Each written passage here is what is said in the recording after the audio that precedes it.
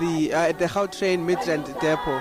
And basically what is happening is that there is a planned strike here, and it's protected strike by the workers here, and they're basically saying that, you know, it is about the incentive bonuses as well as salaries and wages. But before we get to the details of what exactly most of those grievances entail and why are they picketing outside here, what I can tell you is that the workers behind me who are singing have been picketing up and down this road. Fortunately, in this case, it is in a secluded environment, so they're not necessarily blocking any traffic, and they've been peaceful thus far. Police is, of course, monitoring this area since it is a protected strike. But let's get more details from the United Transport, the United National Transport Union, on what exactly the strike is about. Mr. Stephen Harrison joining me now, the General Secretary of this union. Please just explain to us what is happening. What are some of the grievances that you are trying to raise here? Well, obviously, first of all, is the company is refusing to share its financial statements with us, and it makes it very difficult to be able to negotiate salaries under those conditions. Secondly, is management is sharing in profits, and employees believe that it's time that they also start sharing in profits. The offer on the table from the company is that they want the employees to self-fund their profit-sharing system, and that's not acceptable to them.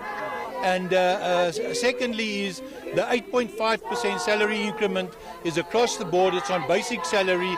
It does not meet the demands of the employees. The employees work late at night till 11 o'clock. They work early morning. There's no public transport. They need to get to here either by Uber or by taxi or whatever transport they've got available. And housing, secondly, the housing issue is they earn more than the threshold on RDP houses, so they don't qualify for that.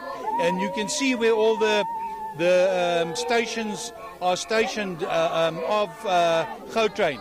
It's all the elite areas. They can't afford to stay in those areas, so they've got long distances to travel to get to work and back, and hence the fact they're also asking to increase their current housing allowance from 750 to 1,600.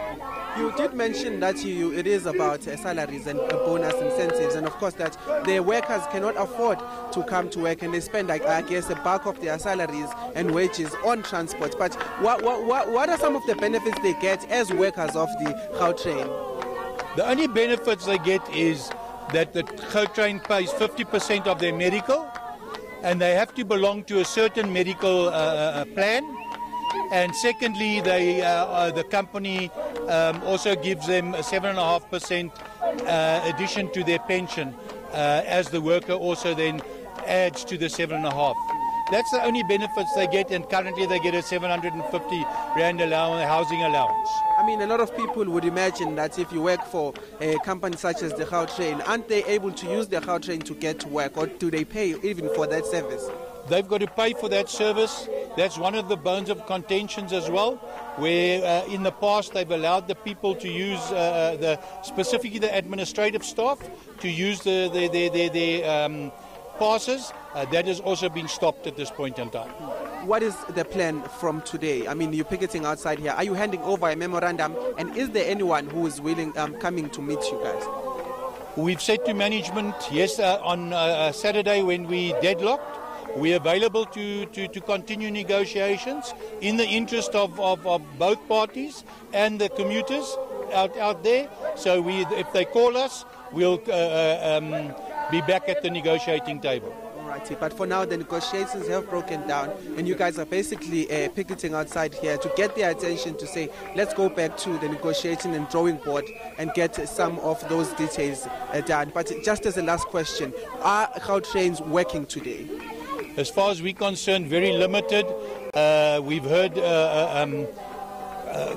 comments that there's no trains available, no buses are running, and so I cannot see that the public is being serviced at all at this point in time.